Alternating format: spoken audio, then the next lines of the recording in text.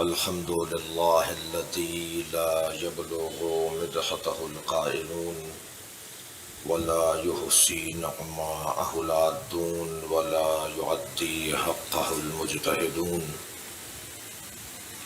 الذي ليس لصفته حد محدود ولا نعت موجود ولا وقت معدود ولا أجل ممدود فطر الخلائق بقدرته ونشر الرياح برحمته الصلاة والسلام على الرسول المسدد المصطفى العمجد المحمود الأحمد سيدنا ومولانا ومولى الكونين جد الحسن والحسين عاني أبا القاسم محمد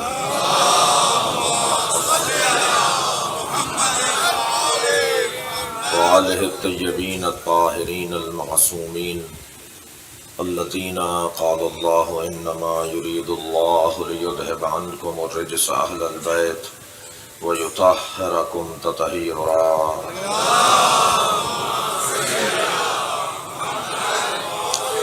ولعنة الله على أعدائهم أجمعين من يوم عداوتهم إلى قيام يوم الدين أما بعد قال الحكيم في قرآن الكريم بسم الله الرحمن الرحيم ويقول الذين كفروا لست مرسلا قل كفى بالله شهيدا بيني وبينكم ومن عنده علم الكتاب صلوات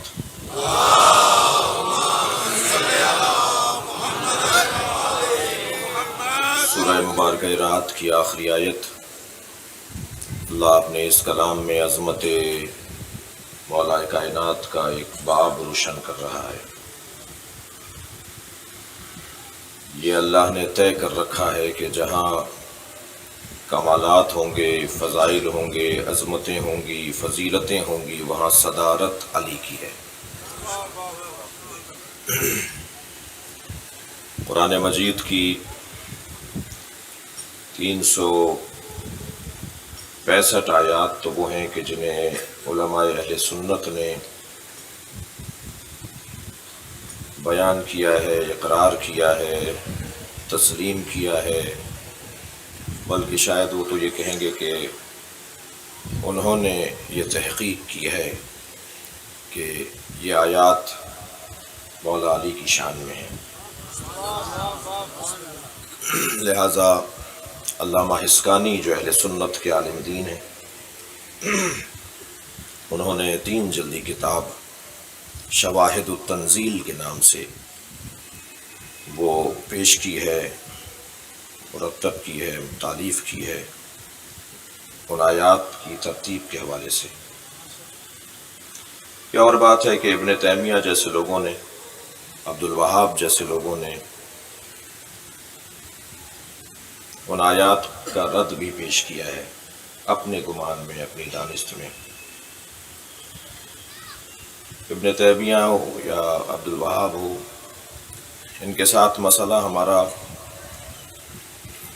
ہمارا مسئلہ نہیں ہے، ان کے ساتھ مسئلہ اہل بیت کا ہے۔ جہاں بھی اہل بیت کے فضائل اور مناقب خود علماء اہل سنت کی زبان سے یہ دیکھتے ہیں تو کوشش ان کی یہ ہوتی ہے کسی طرح اسے رد کریں۔ تو یہ ایک بربنائے ذکر میں نے عرض کر دیا۔ مولا کی شان میں بات کہاں سے شروع ہو اور کہاں ختم ہو، یہ بھی ایک بہت مشکل عنوان ہے۔ ہمیں اس عنوان پر جس پہ ہم نے ارادہ کیا ہے کہ ہم کچھ روزانہ غور کرتے رہیں، وقت کی تنگی اور نشتر پارک کی جو کیفیت ہے اس کو ملحوظ رکھتے ہوئے، فضائل کے 4 عنوانات ہیں، یعنی 4 چیزوں کو خود اللہ نے قرآن مجید میں اعلان کیا ہے کہ جس میں یہ 4 چیزیں، جس میں یہ چیز موجود ہوگی وہ افضل ہے۔ کیا عنوان ہے؟ کیسے طے کریں کون افضل ہے، کون مفضول ہے، کون زیادہ صاحب فضیلت ہے اور کون کم ہے؟ اچھا، کم والوں پر تو ہمیں بحث ہی نہیں کرنی، اس لیے کہ کم والوں کی فہرست بھی شاید لمبی ہے اور ہمارا مطلب بھی نہیں ہے۔ بھائی ہر طالب علم اس بات کو جانتا ہے کہ جب وہ پیپر دے کر آتا ہے، امتحان دے کر آتا ہے، اور پھر کچھ مدت کے بعد رزلٹ بیان کیا جاتا ہے، اناؤنس کیا جاتا ہے، تو تعلیمی اداروں کے کسی ایک خاص جگہ پر ایک لسٹ لگائی جاتی ہے۔ طالب علم وہاں جا کے اس لسٹ میں اپنا نام ڈھونڈتا ہے، نام ہوتا ہے تو اسے تسلی ہو جاتی ہے کہ میں پاس ہو گیا، اور جس کا نام ہی نہیں ہوتا تو وہ یہ سمجھ لیتا ہے کہ میں قبول نہیں ہوا، پاس نہیں ہوا، میں فیل ہو گیا ہوں۔ پیغمبر اکرم کی بھی تو کلاس تھے نا، سرکار دو جہاں کی کلاس میں جن لوگوں کے نام آئے ہیں وہ یہ 10 سے زیادہ لوگ نہیں ہیں۔ آخری درجے پہ سب سے اچھے نمبر لیے سلمان فارسی نے، پھر میثم تمار، مقداد، ابو ذر، اور ایک لسٹ بنی ہے کہ یہ 10ویں درجے پر ہیں، یہ 9ویں درجے پر ہیں، یہ 8ویں درجے پر ہیں۔ اسے ایک صاحب کہنے لگے کہ سلمان آخری درجے پر ہیں تو مولا سلمان کہاں ہیں؟ تو میں نے کہا کہ اے مولا کائنات، پیغمبر اکرم کی جان ہے، یعنی سلمان جہاں مصطفیٰ کے شاگرد ہیں وہاں مرتضیٰ کے بھی شاگرد ہیں۔ اور سلمان، جملہ ہدیہ کر رہا ہوں، سلمان ایمان کے آخری درجے پر فائز ہو کر بھی متقی کہلائے، مومن کہلائے۔ سلمان کا مولا امام المتقین ہوگا اور مولائے کل ہوگا، ایمان کل ہوگا۔ لہذا جو عناوین قرآن مجید کی زبان میں فضیلت کے ہیں ان میں سب سے پہلا عنوان علم کا عنوان ہے۔ قرآن فضیلت دیتا ہے علم کی بنیاد پر۔ وہ کیا ہے؟ وہ قاعدہ کیا ہے؟ وہ سوال کیا ہے؟ وہ اللہ کا اعلان کیا ہے؟ سورہ مبارکہ زمر کی 9ویں آیت ہے، حل یستوی الذین یعلمون والذین لا یعلمون انما یتذکر اولو الالباب، کیا جاننے والے اور نہ جاننے والے برابر ہیں؟ اور یہ تذکر ہے صاحبان عقل کے لیے، یعنی قرآن کی زبان میں جو جاننے والے ہیں وہ نہ جاننے والوں سے افضل ہیں۔ قاعدہ یہ ہوا، قرآنی قاعدہ یہ ہوا کہ جو علم میں زیادہ ہے وہ عظمت میں اور فضیلت میں بھی زیادہ ہے۔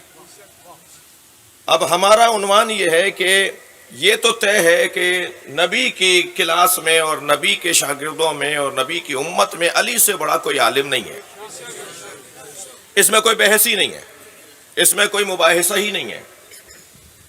اس لیے کہ شخصیات کی جو فہرست بیان کی گئی ہے اس میں مولا کائنات سے سیاسی امور میں، سماجی امور میں، حکومتی اور ریاستی امور میں جن شخصیات کو پہلے ذکر کیا جاتا ہے، جمہور برادران اہل سنت کا کہنا یہ ہے کہ وہ تمام صحابہ کرام سے افضل ہیں، ترتیب میں ایسے جیسے ترتیب بیان ہوئی ہے۔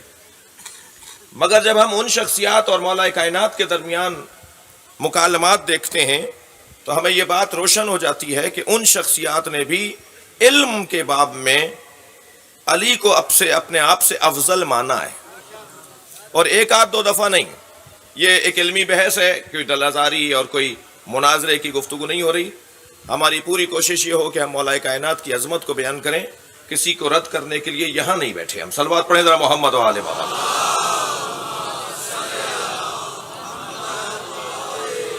تو وہ ہستیاں، وہ شخصیات جن کو ترتیب میں سے رکھا گیا، انہوں نے باقاعدہ بارہا مسلسل تکرار کے ساتھ اس بات کا اظہار کیا ہے کہ علی ہم سے علم میں زیادہ ہیں۔ علماء اہل سنت نے اس بات کو بہت ہی اطمینان کے ساتھ اور علمی عنوان کے ساتھ بیان کیا ہے کہ حضرت ابوبکر نے فرمایا، یا اللہ مجھے اس دن زندہ نہ رکھ جس دن مسئلہ حل کرنے کے لیے علی نہ ہو۔ اور 70 سے زیادہ مقامات پر حضرت عمر نے فرمایا کہ اگر علی نہ ہوتے تو میں ہلاک ہو گیا ہوتا۔ وہ علمی مسائل ہوا کرتے تھے، فیصلہ دیتے تھے حضرت، مثلا ریاستی قاضی کی جانب سے فیصلہ آ جاتا تھا، حضرت عمر کی طرف سے فیصلہ آ جاتے تھے، مولا کائنات تک اطلاع پہنچتی تھی، یا مولا وہاں موجود ہوتے تھے، حضرت فرماتے تھے کہ یہ ایسا نہیں ہے، ایسا ہے۔ مثلا 2 حبشیوں کے ہاں ایک گورا بچہ پیدا ہو گیا. صلوات پڑھیں ذرا محمد و آل محمد.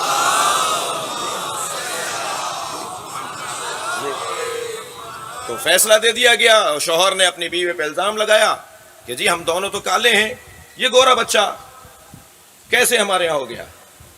تو شوہر نے بیوی پر الزام لگایا, بیوی نے انکار کیا, فیصلہ چلا گیا عدالت میں. حضرت نے فیصلہ سنا دیا کہ اس کو سنسار کیا جائے, اس نے برا کام کیا ہے. جی ابھی سنسار ہو جانے کے لیے لے جایا جا رہا تھا, امیر المومنین تک اطلاع ہوئی. حضرت نے فرمایا کیا کر رہے ہو, کیوں کر رہے ہو ایسا؟ بھائی صلوات پڑھ لیں محمد و آل محمد.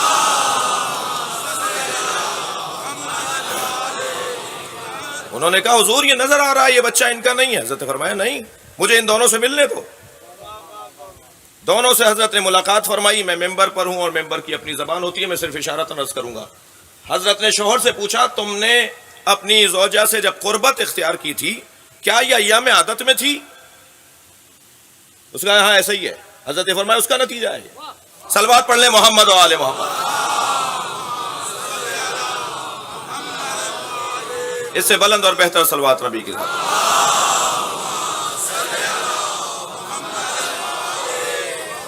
اور بہتر صلوات ماشاءاللہ. تو اس طرح کے واقعات ایک سے زیادہ بلکہ دسیوں واقعات ہیں کہ جس میں, اور پھر حضرت خلیفہ وقت نے فرمایا کہ اگر علی نہ ہوتے تو میں تو یہ سزا دے دیتا اور اس کو مجھے قیامت میں جواب دینا پڑتا. اور بہت سارے واقعات. مولا علی کے فیصلوں سے متعلق کتابیں بھی لکھی گئی ہیں. ریاضی کے, میتھ کے مسائل, حساب کے مسائل, ہندسوں کے مسائل, جی سیاسی اعتبار سے, فقہی اعتبار سے مولا نے جو قرآنی آیات کے اعتبار سے بارہا ایسا ہوا کہ امیر المومنین سے مدد طلب کی گئی علمی باب میں. حل یستوی الذین یعلمون والذین لا یعلمون, کیا جاننے والے اور نہ جاننے والے برابر ہیں؟ جب یہ طے ہو گیا کہ جاننے والے نہ جاننے والوں سے افضل ہیں تو پھر کوئی بحث باقی رہ جائے گی کہ علی سب سے افضل ہے؟ یہ بات روشن ہے کہ جب جاننے والا نہ جاننے, قرآن کہہ رہا ہے نا یہ, تو پھر علی سب سے افضل قرار پائیں گے. ایک باب فضیلت, عنوان فضیلت علم ہے. جی ایک شخص آ گیا حضرت ابو بکر کے زمانے میں, مجھے پیغمبر اکرم نے کہا تھا کہ 3 مشت کھجوریں تمہیں دوں گا جب مدینے آؤ گے. میں اب آیا ہوں, سرکار کی رحلت ہو گئی, مجھے 3 مشت نبی کی مٹھی بھر کر, نبی کی 3 مشت کھجوریں, 3 مٹھیاں بھر کر کھجوریں سرکار نے دینے کو کہا تھا, وہ مجھے دو. تم وارث ہو نا, تم نبی کے جانشین ہو, وارث ہو, مجھے دو. حضرت ابوبکر نے فوراً فرمایا علی کو بلاؤ. کہ علی فلاں جگہ موجود ہے, کا انتظار کرو, اسے روکو, علی کو آنے دو. جب مولا کائنات تشریف فرما ہوئے, حضرت ابوبکر نے فرمایا علی 3 مشت کھجوریں اس کو دے دو, اس لیے کہ نبی نے فرمایا تھا کہ میں 3 مٹھی کھجوریں, 3 مشت کھجوریں تمہیں دوں گا. یہ آیا ہے مانگنے کے لیے. مولا نے وہاں رکھی ہوئی کھجوروں میں سے 3 مشت کھجوریں بھر کے اس کو ڈالی, دانے اس کے جھولی میں ڈال دیے. صحابہ کرام کو سوال ہوا یہ کام تو آپ بھی کر سکتے تھے, یہ کون سا بڑا کام تھا, وہاں کھجوریں رکھی تھیں, آپ بھی 3 مٹھی کھجور دے دیتے. فرمان لگے جب میں غار میں سرکار کے ساتھ تھا تو ساری رات سرکار علی ہی کو یاد کر رہے تھے, اور علی کو یاد کرتے ہوئے جو باتیں مجھے کہی ہیں ان میں سے ایک بات یہ کہی ہے کہ علی کے ہاتھ کی گرفت اور میرے ہاتھ کی گرفت ایک جیسی ہے. صلوات پڑھے ذرا محمد و آل محمد.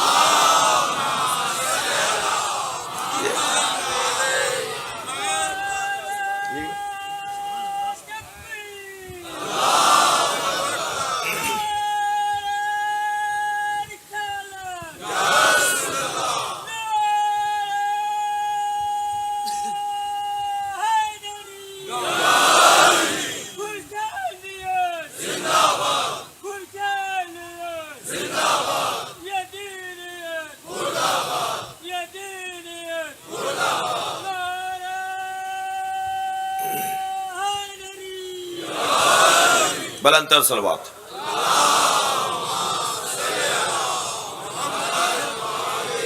یہ واقعات کثرت کے ساتھ ہیں. حل یستوی الذین یعلمون والذین لا یعلمون. مولا کائنات علم میں اولین و آخرین کے حامل ہیں. میں زور عقیدت میں نہیں کہہ رہا، خود سرکار مولا علی کا یہ جملہ ہے۔ دیکھیے، علم 3 عنوانوں میں تقسیم ہوگا۔ ایک علم ہے علم الاشیاء، اشیاء کا علم، ذرے ذرے کا علم، شے جس پر اطلاق آ جائے، جس بھی چیز پر شے کا اطلاق آ جائے۔ ایک علم ہے علم ما کان و ما یکون، ماضی کا علم، ماضی میں اب ما مضی، ماضی بڑا وسیع میدان ہے، جب سے زمان ہے ماضی ہے، جب سے زمانہ شروع ہوا ہے ماضی ہے۔ علم ما کان، ماضی کا علم، ما یکون، جب تک زمانہ رہے گا، یہ ایک علم ہے۔ ایک علم ہے علم ذات، خود اپنے بارے میں بھی کچھ جانتا ہے، یہ خود اپنے آپ کو کتنا پہچانتا ہے، اور ترتیب بھی یہی ہے۔ علم الاشیاء پر تو آج بایولوجی کے لوگ، ڈاکٹر حضرات، زراعت پیشہ حضرات، زمین سے متعلق جاننے والے لوگ، فلکیات سے متعلق جاننے والے لوگ، جی ہیئت اور ہندسے سے متعلق لوگ، نجوم سے متعلق جو صاحبان علم ہیں، وہ علم الاشیاء کے جاننے والے ہیں، علم الابدان کے جاننے والے ہیں۔ خود اس باب میں ٹھہرنا کہ اشیاء کا علم، ابدان کا علم، فلکیات کا علم، یہ بہت بڑا عنوان علم ہے۔ ان میں بھی پھر تقسیمات ہیں، اور لوگ مہارت حاصل کرتے ہیں کہ جی فلاں موضوع کے اگر ماہر ہے تو یہ فلاں ڈاکٹر کہلائے گا اور یہ فلاں ڈاکٹر کہلائے گا۔ خود میدان اشیاء، عنوان علم الاشیاء ایک وسیع عنوان ہے، مگر مطلقاً اشیاء کا علم یہ ایک عنوان علم ہے۔ علم ما کان و ما یکون، اور علم ذات، اپنے بارے میں بھی کچھ بتائے، اپنے آپ کو کتنا پہچانتا ہے، اپنے آپ کو کتنا جانتا ہے۔ مولا کائنات ان تینوں علوم میں بعد از مصطفیٰ کائنات میں سب سے بڑے عالم ہیں۔ حضرت سلمان فارسی ساتھ ہیں، ایک جنگ سے لوٹتے ہوئے ایک میدان میں، ایک صحرا میں قیام فرمایا، اپنے خیمے لگوائے، اور پھر حضرت اس صحرا میں کچھ تشریف فرما ہوئے، کچھ آگے دیکھنے کے لیے، چہل قدمی کے لیے تشریف فرما ہوئے۔ سلمان فارسی ساتھ تھے، کچھ آگے بڑھے تو دیکھا ایک بہت بڑا چیونٹیوں کا ایک لشکر ہے۔ سلمان نے کہا، یا امیر المومنین، ان جانوروں کا بنانے والا اتنی سی مخلوق کہ میری ایک انگلی کے پوروے پہ آ جائے، جس کے دل بھی ہے، جس کے پھیپھڑے بھی ہیں، جس کے جگر بھی ہے، جس کے پیر بھی ہیں، جس کا نظام ہاضمہ بھی ہے، جس کا نظام دافعہ بھی ہے، جس کے ہاں تناسل کا سلسلہ بھی ہے، جس کے ہاں دفاع کا سلسلہ بھی ہے، جس کے ہاں جو ہے وہ برادری سسٹم بھی ہے، اتنی دنیا پوشیدہ ہے اتنی سے ایک کیڑے کے اندر۔ تو سلمان فرما رہے ہیں مولا علی سے کہ یہ اللہ نے کیا چیز بنائی ہے؟ تو حضرت نے پورا خطبہ چیونٹی پر دیا۔ تو سلمان کہنے لگے، ان کی تعداد تو صرف اللہ ہی جانتا ہے۔ مولا مسکرائے، حضرت نے فرمایا، میں تعداد بھی جانتا ہوں اور یہ بھی جانتا ہوں نر کتنے ہیں، مادہ کتنی ہے۔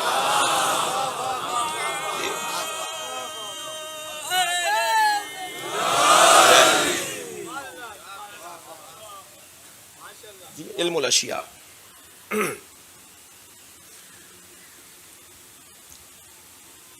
ایک حدیث میں آپ کو سنانے جا رہا ہوں، اور وہ حدیث ہمارے مدعا پر ایک بہت روشن اور واضح عنوان ہے۔ ذخائر العقبہ میں، یہ ساری اہل سنت کی کتابیں ہیں جن کے میں نام لے رہا ہوں، فرائض السمتین میں، اور شرح مسند احمد ابن حنبل میں، اور اس کے علاوہ ان 3 کتابوں کے علاوہ 113 اہل سنت کی کتابوں میں یہ حدیث موجود ہے، جو حدیث مولا کی تمام انبیاء سے افضل ہونے پر دلیل ہے۔ بھائی میں نے قصداً یہاں یہ طے کیا تھا کیونکہ پاکستان میں اس عنوان سے ہمیں معتوب اور متون قرار دیا گیا ہے کہ شیعہ گمراہ ہیں اس لیے کہ وہ مولا کائنات مولا علی کو انبیاء سے افضل مانتے ہیں، یہ ان کی گمراہی کی دلیل ہے۔ ہم اگر کوشش کر جائیں یہ بات روشن کرنے پر کہ یہی ہماری حقانیت کی دلیل ہے۔ صلوات پڑھنے ذرا محمد و آل محمد۔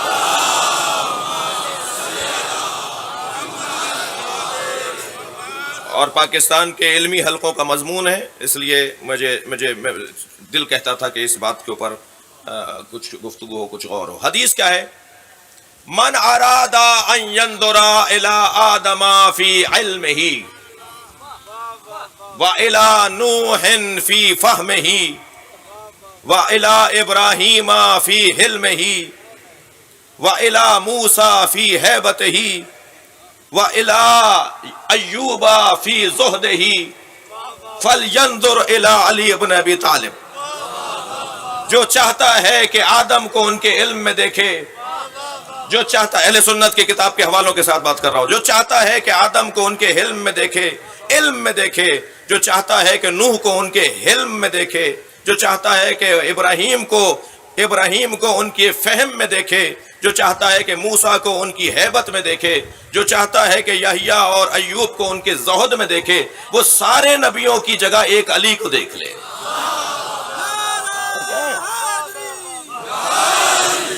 اس سے زیادہ اور روشن کیا بات ہوگی؟ یہ حدیث مصطفیٰ ہے، یہ سرکار دو جہاں فرما رہے ہیں۔ تمام انبیاء کرام کو اگر ایک جگہ دیکھنا ہے تو علی کو دیکھو۔ تو اگر علیحدہ نبیوں کی فضیلتیں ایک علی میں جمع ہو جائیں تو کیا عقل نہیں مانتی اس بات کو کہ علی سب سے افضل ہے؟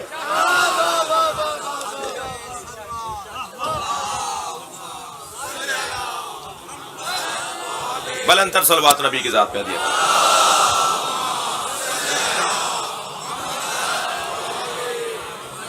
اب میرے مولا نہج البلاغہ میں خطبہ ارشاد فرما رہے ہیں، معاشر الناس، اے لوگوں سنو، سلونی سلونی قبل ان تفقدونی، پوچھو اس سے پہلے کہ تم مر جاؤ۔ یہ نہیں کہہ رہے کہ میں مر جاؤں، علی نہیں مرے بھائی، علی سے دور جو بھی رہا مر گیا، علی تو آج بھی موجود ہے۔ تفقدونی کے دونوں ترجمے ٹھیک ہیں، ایک ہی کیوں کیا جاتا ہے؟ یہ جو میں نے ترجمہ کیا یہ بھی ٹھیک ہے، وہ جو کیا جاتا ہے وہ بھی ٹھیک ہے، تو وہی کیوں کیا جاتا ہے؟ پوچھو اس سے پہلے کہ میں تمہارے درمیان سے چلا جاؤں، یہ کیوں ترجمہ کر رہے ہیں؟ یہ کر دیجئے نا ترجمہ جس میں حسن بھی ہے۔ پوچھو اس سے پہلے کہ تم مر جاؤ، تفقدونی میں تم سے دور ہو جاؤں، تفقدونی تم مجھ سے دور ہو جاؤ، دونوں ٹھیک ہیں۔ پوچھو اس سے پہلے کہ میں تمہارے درمیان سے چلا جاؤں، نہیں، تم میرے درمیان سے چلے جاؤ، میرے سامنے سے چلے جاؤ۔ ھذا صفت رسول اللہ، ھذا لعاب رسول اللہ۔ مجھ سے جو پوچھو گے میں تمہیں جواب دوں گا، اور یہ میرا علم نبی کا لعاب دہن ہے۔ پہلے ہی مرحلے پہ عظمت مصطفیٰ کو روشن کر دیا، یعنی میں تمام انبیاء سے افضل ہوں مگر مصطفیٰ کا نوکر ہوں۔ صلوات پڑھیں سرکار کی ذات پر۔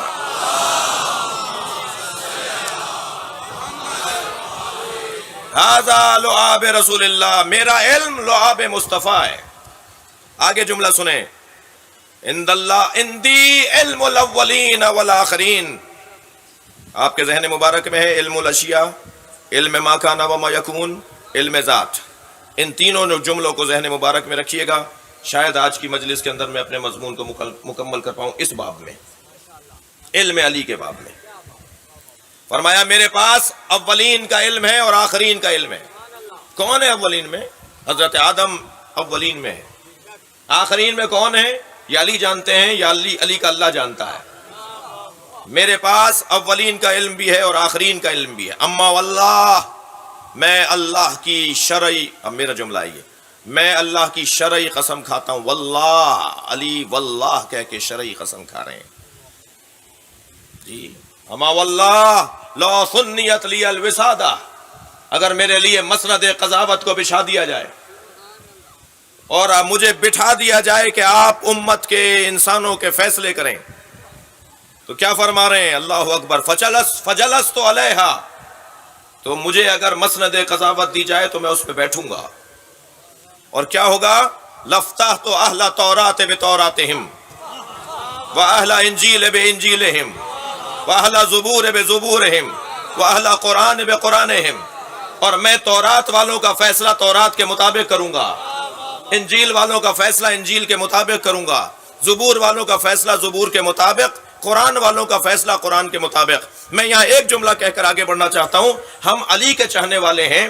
علی عیسائیوں کو اور یہودیوں کو جینے کا موقع دے رہے ہیں. گھٹے ہوئے دماغ کا علی والا نہیں ہوتا. سنی تو ہمارے بھائی ہیں. علی تو یہودیوں کو جینے کا موقع دے رہے ہیں, ورنہ کہتے نا گلے پہ چھری چلا دو ان کے. تورات تو منسوخ ہو گئی, تورات کے مطابق میں فیصلہ کیوں سناؤں؟ انجیل تو منسوخ ہو گئی, میں انجیل کے مطابق فیصلہ کیوں سناؤں گا؟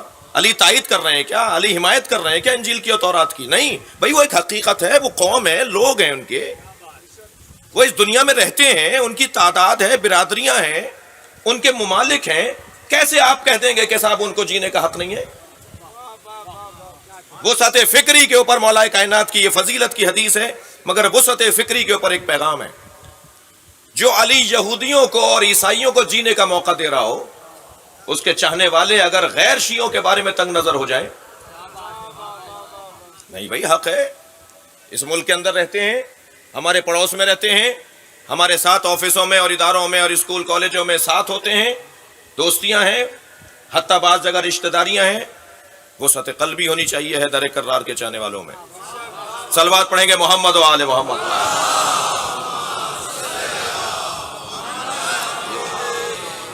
کیا فرما رہے ہیں؟ میں اہل تورات کا فیصلہ تورات کے مطابق کروں گا. اور پھر کیا فرمایا؟ اللہ اکبر. حتی ینطق التورات والانجیل والزبور والقرآن.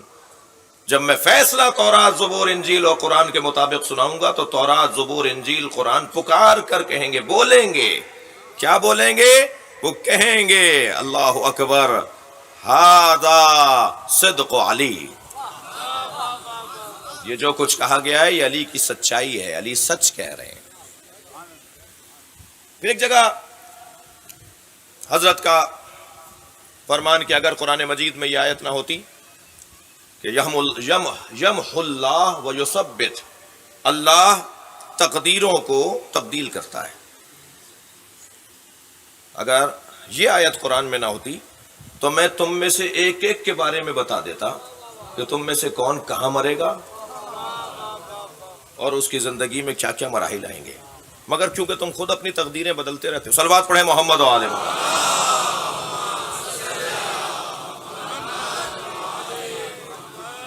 میرے پاس علم اولین اور آخرین ہے, اور میں ماضی اور آئندہ کا علم بھی رکھتا ہوں. اچھا, یہاں میرا دل کر رہا ہے ایک جملہ اور کہہ دوں. یہ جو حضرت نے اس آیت کی تلاوت فرمایا نا کہ یمحو اللہ و یثبت, اگر قرآن کی یہ آیت نہ ہوتی تو میں تم میں سے ہر ایک کے بارے میں ایک ایک بات بتا دیتا کہ کیا کیا تمہاری زندگیوں میں آنے والا ہے. تو اس کا کیا مطلب ہے؟ ما کان ماضی کا علم, ما یکون مستقبل کا علم, ٹھیک ہے, اور جو نہیں ہوگا طے ہو کر تبدیل ہو جائے وہ بھی تو علم ہے نا. سیدہ نے ایک دن مولا کائنات سے فرمایا تعال الیہ, علی قریب آئیے, انی عالمۃ ما کانا وما یکون وما لم یکن, میں ماضی کی عالمہ بھی ہوں, آئندہ کے علوم کی عالمہ بھی ہوں, اور جو نہیں ہوگا وہ بھی میں جانتی ہوں. جی مولا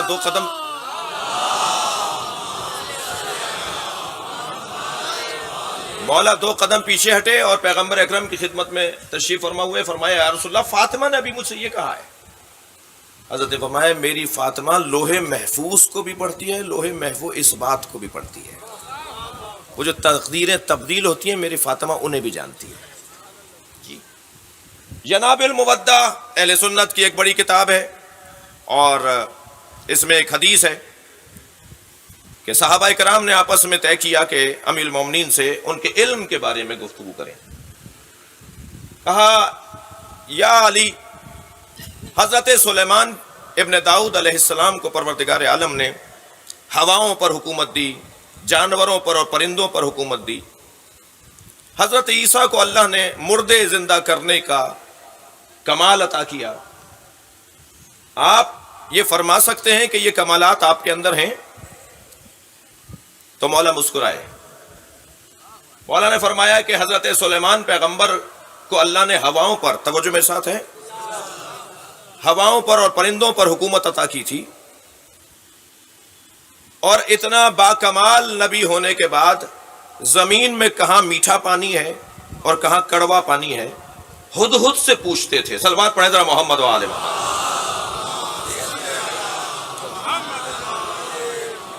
کہ بتاؤ میٹھا پانی. جہاں وہ ہدہد جا کر بتاتا تھا وہاں پھر چشمہ، وہاں پھر کھدائی کروائی جاتی تھی اور وہاں سے میٹھا پانی نکلتا تھا.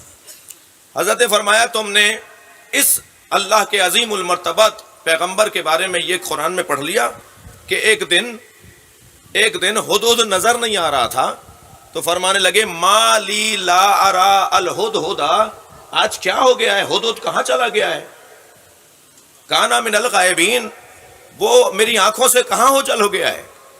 وہ جو ہدہد سے مدد لیتے تھے اور جانوروں پر اور پرندوں پر حاکم تھے، انہیں علم نہیں ہو رہا تھا کہ ہدہد اس وقت کہاں ہے. میرے مولا علی نے اس آیت کو پڑھنے کے بعد فرمایا قرآن نے اپنے بارے میں 2 مقامات پر تعارف کروایا ہے.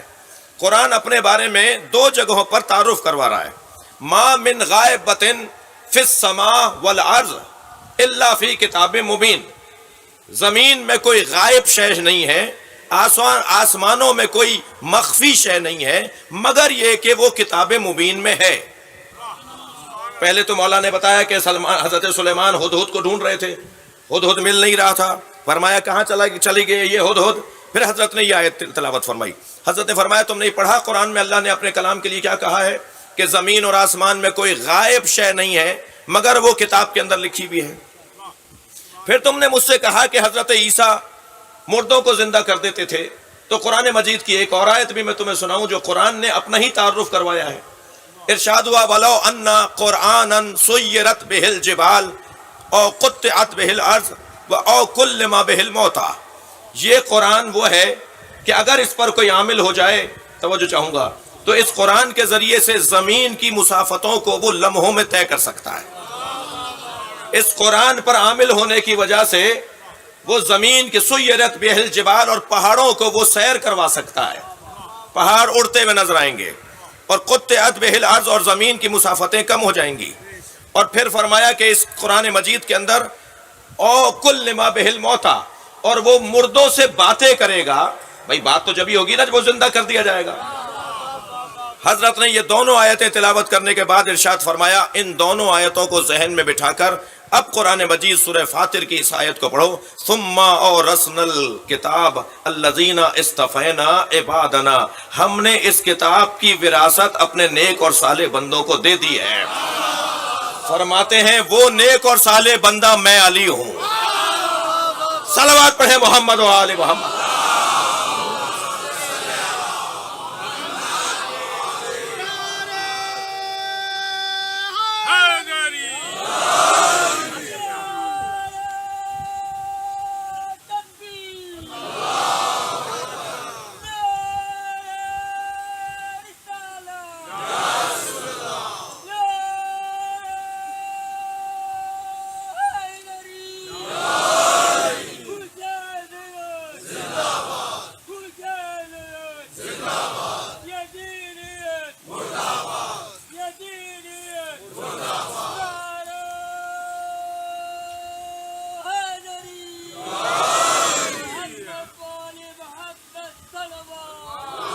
اللہم صل علی اللہ اکبر. توجہ چاہوں گا عزیزان گرامی، میں چاہ رہا ہوں ذرا 5-8 منٹ اور ہم فضائل پڑھ لوں اور پھر بیان مصائب کی طرف آپ کی توجہات کو چاہوں گا کہ مبذول رہیں. مولا کا علم الاشیاء، توجہ ہے، خفا تو نہیں ہے، تھک تو نہیں ہے. علم الاشیاء، علم ما کان و ما یکون، علم ذات. علم الاشیاء، میرے مولا جا رہے ہیں جنگ نہروان پر، توجہ ہے. جس سواری پر بیٹھ رہے ہیں وہ گھوڑی ہے اور ہے بھی پیٹ سے. حضرت بیٹھ چکے تھے کہ ایک شخص نے آواز دے کر کہا یا علی جنگ پر نہ جائیے، جنگ آپ کی کامیاب نہیں رہے گی. حضرت نے فرمایا تمہیں کیسے معلوم؟ کہا آپ کا ستارہ گردش میں ہے. جی کچھ چاہنے والوں میں ایسے بھی ہوتے ہیں کہ وہ ائمہ کا حساب بھی لگاتے ہیں. جی جو اپنی حدوں کو نہیں پہچانتا نا، پھر وہ یہ حرکتیں کرتا ہے. اور شاید میری قوم کے اندر مسئلہ ہی سب سے بڑا یہ ہے کہ ہر شخص جب تک اپنی حدوں کو نہیں پہچانے گا فساد بند نہیں ہوں گے. بھائی صلوات پڑھ لیں محمد و آل محمد.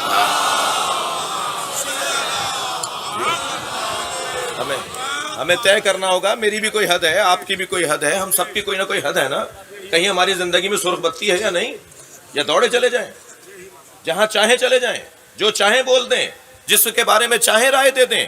کہیں تو خاموش ہونا چاہیے، کہیں تو چپ ہونا چاہیے، کہیں تو اپنے آپ کو پہچان کر بات کرنی چاہیے نا. کہنے لگا آپ کا ستارہ گردش میں.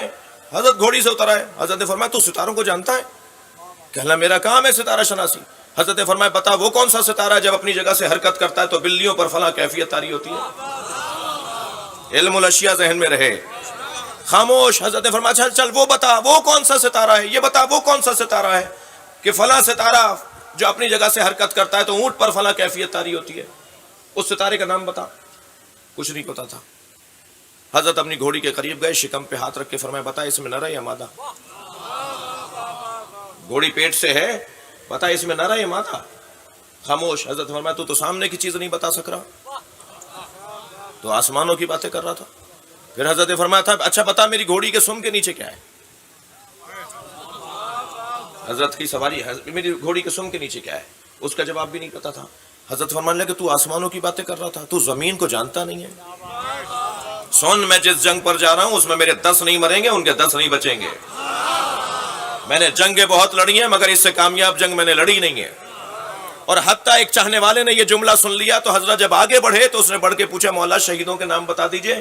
تو حضرت نے اپنے لشکر کے شہیدوں کے نام بھی بتا دیے، وہاں بھاگنے والوں کے شجرے بھی بتا دیے.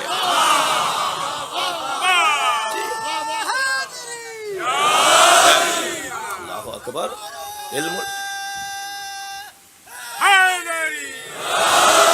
فرمایا کہ میرے پاس علم اولین اور آخرین ہے.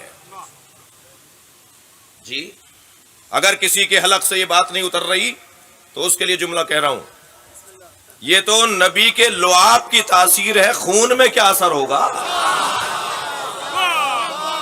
صلوات پڑھیں محمد و آل محمد.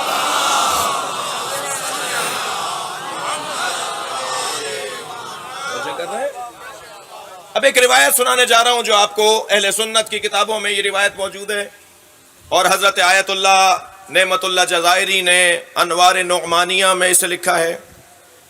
حضرت آیت اللہ علامہ المستنبط نے القطرۃ من بحار فضائل النبی والعطرہ کتاب کا نام لے رہا ہوں.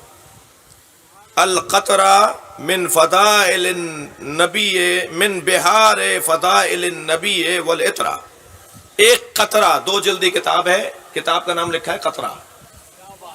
فضائل نبی اور آل نبی پر کتاب لکھی ہے 2 جلدوں میں، اور اس کتاب کا نام رکھا ہے قطرہ.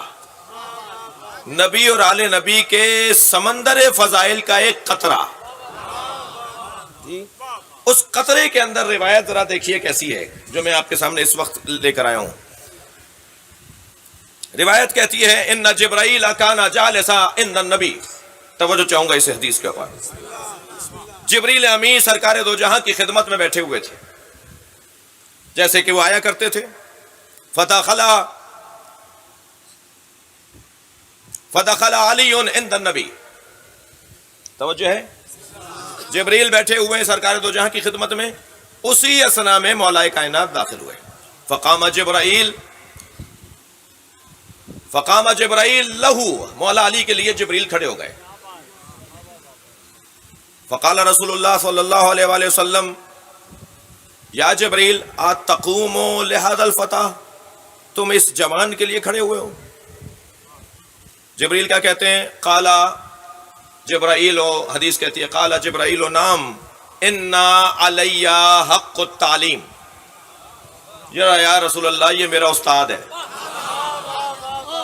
توجہ چاہوں گا، میں بھی ذرا تسلی سے پڑھ رہا ہوں. جبریل نے کہا یا رسول اللہ میں اس لیے کھڑا ہوا ہوں اس لیے کہ یہ ان لہو علی حق التعلیم، یہ میرا استاد ہے، میری گردن پہ حق تعلیم ہے، انہوں نے مجھے پڑھایا ہے. فقال کیف ذلک التعلیم. کون سی تعلیم، کیسی تعلیم، کہاں علی نے تمہیں پڑھایا ہے، کہاں علی نے تمہیں پڑھایا. فقال جبرائیل خلقنا اللہ. جب اللہ نے مجھے خلق کیا، فسألنی تو مجھ سے سوال کیا، من انت و من انا. تم کون ہو، میں کون ہوں. بھائی تھوڑا سا گردن ہلا دیجئے. من انت، تم کون ہو؟ میں کون ہوں؟ مجھ سے سوال ہوا. فتحیرت ان جواب، میں جواب دینے میں گھبرانے لگا، حیران ہوا، پریشان ہوا کہ کیا جواب دوں. مجھ سے اللہ نے پوچھ لیا تم کون ہو، میں کون ہوں. ابھی مجھے خلق کیا ہے، مجھ سے پوچھ رہا ہے اللہ کہ تم کون ہو، میں کون ہوں. ثم حضر هذا الشاب فی عالم الانوار. جب میں متحیر ہوا، پریشان ہوا، تو یہ جوان تھا جو عالم انوار سے نکل کر آیا.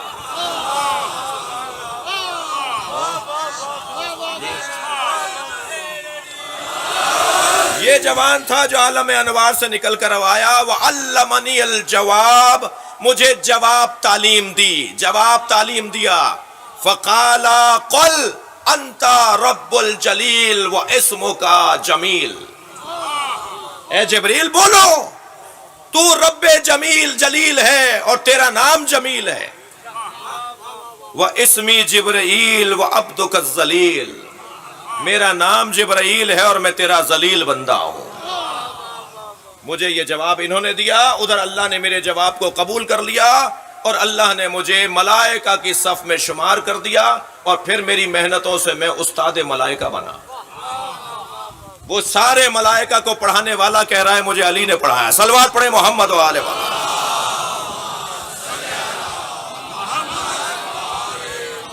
فلہذا قمت وعظمت، یا رسول اللہ میں علی کے لیے اس لیے کھڑا ہوا کہ علی میرا استاد ہے، میں نے تعظیم اس لیے کی ہے کہ علی نے مجھے پڑھایا ہے.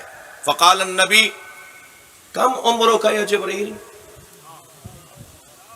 اے جبرائیل تمہاری عمر کتنی ہے؟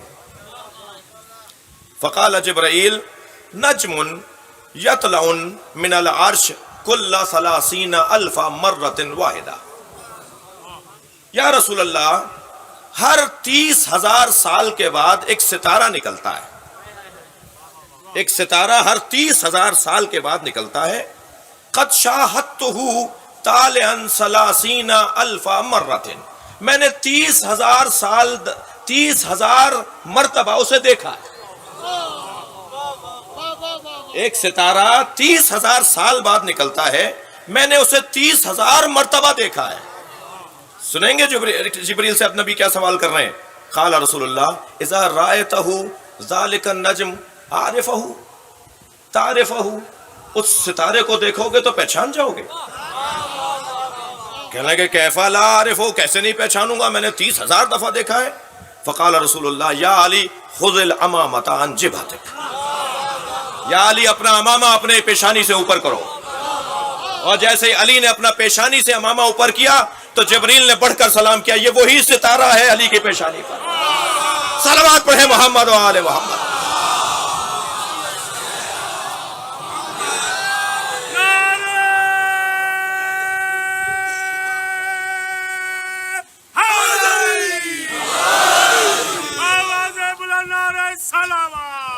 اللہم صل علی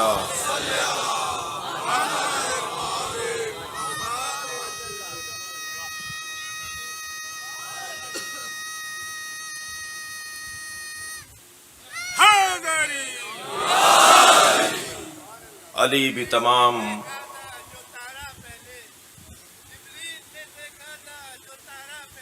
ہاں واہ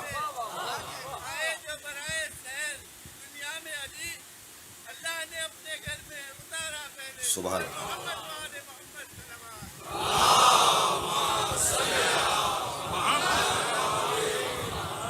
تمام کمالات کا مجموعہ، اور جس میں سب سے بڑا کمال علم ہے. هل يستوي الذين يعلمون والذين لا يعلمون. جانتے تھے حسین کہ مجھے کربلا میں جانا ہے. یہ عہد، یہ پیمان امام حسین نے بہت پہلے باندھا تھا.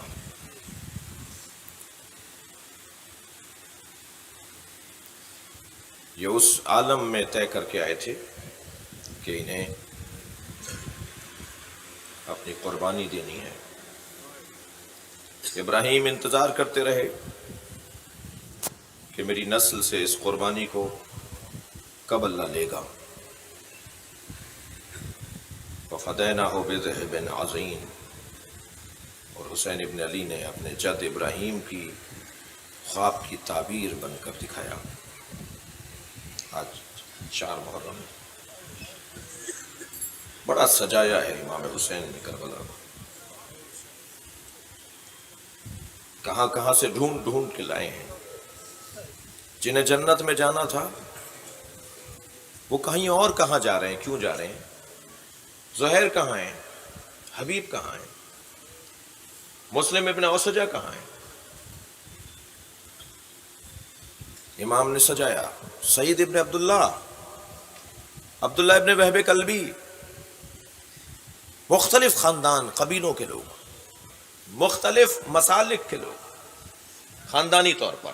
خود تو وہ حسینی تھے، خود وہ مولا حسین کے دیوانے تھے، مگر ان کا خاندان کوئی مسیحی تھا، کوئی عثمانی العقیدہ تھا، جسے آج آپ سنی کہتے ہیں. ظہیر قین عثمانی العقیدہ تھے.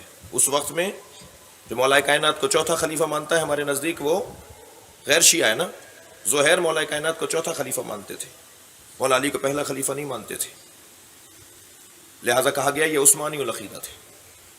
حضرت عثمان کے بعد مولا کو مانتے تھے. ظہیر انہیں بھی کربلا لے آئے حسین. حبیب کو تو خط لکھ کے بلایا.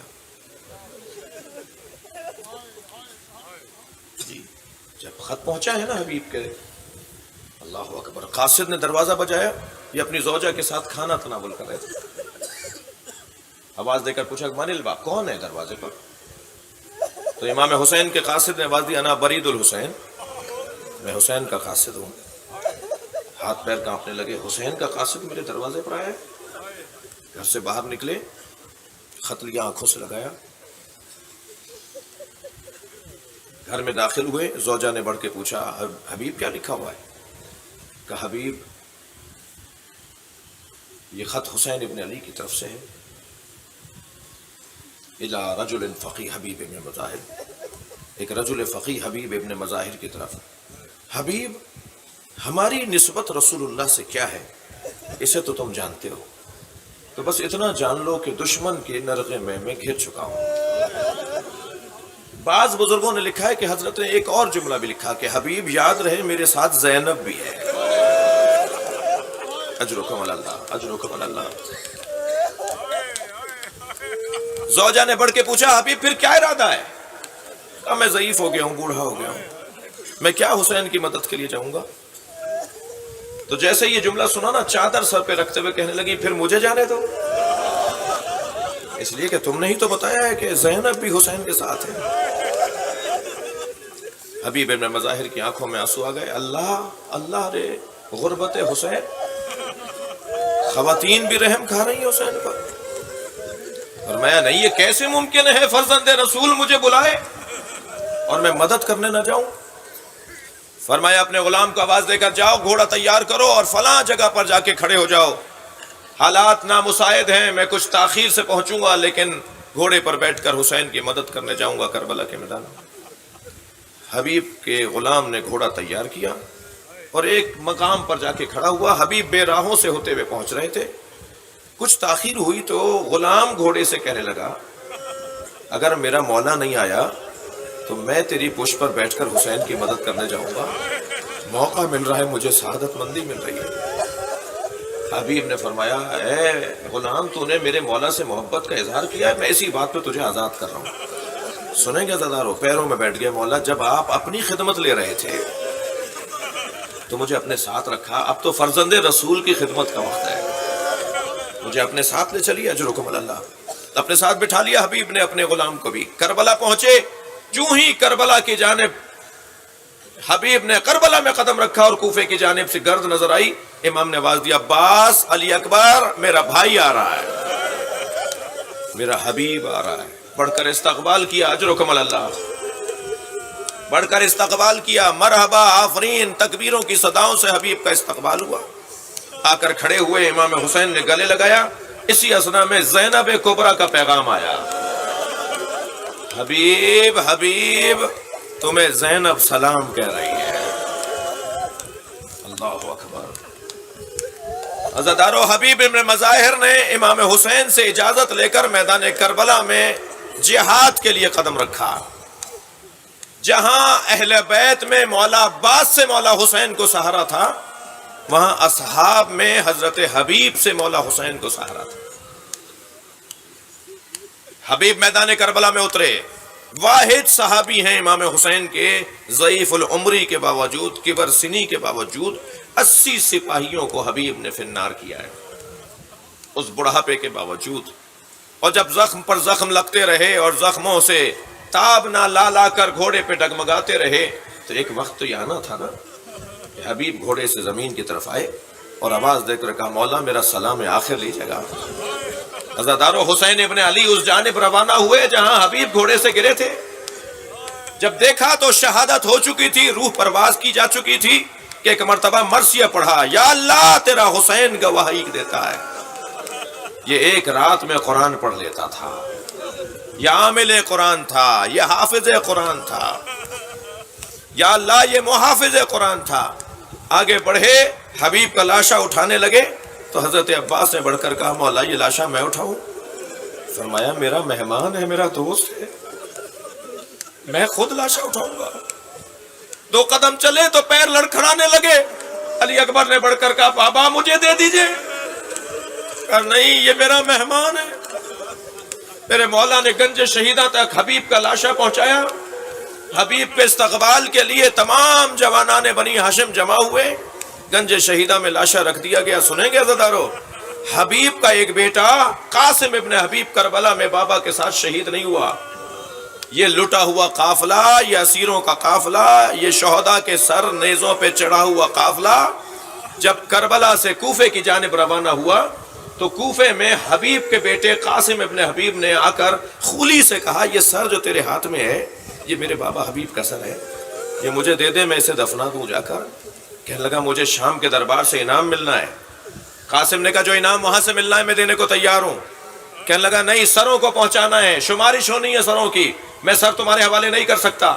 لیکن سنیں گے عزادارو، جب یہ قافلہ کوفے سے نکلا شام کی جانب جانے کے لیے تو قاسم ابن حبیب نے اپنے 10 نوجوان دوستوں کے ہمراہ خولی پر حملہ کیا اور سر حبیب لینے میں کامیاب ہوا، اور امام سجاد کے برابر سے کہتا ہوا گزرا جس کا جوان بیٹا زندہ ہو اس کے باپ کا سر نو کے نیزہ پر نہیں ہوتا۔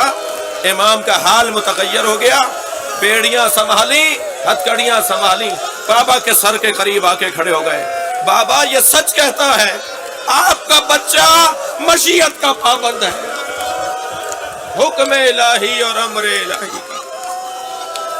الا لعنت اللہ علی الظالمین فسيعلم الذين ظلموا أي منقلب ينقلبون۔ یا اللہ ان آوازوں پر رحمت نازل فرما، رونے والوں کی توفیقات میں اضافہ فرما، امام زمانہ کے ظہور میں تعجیل فرما۔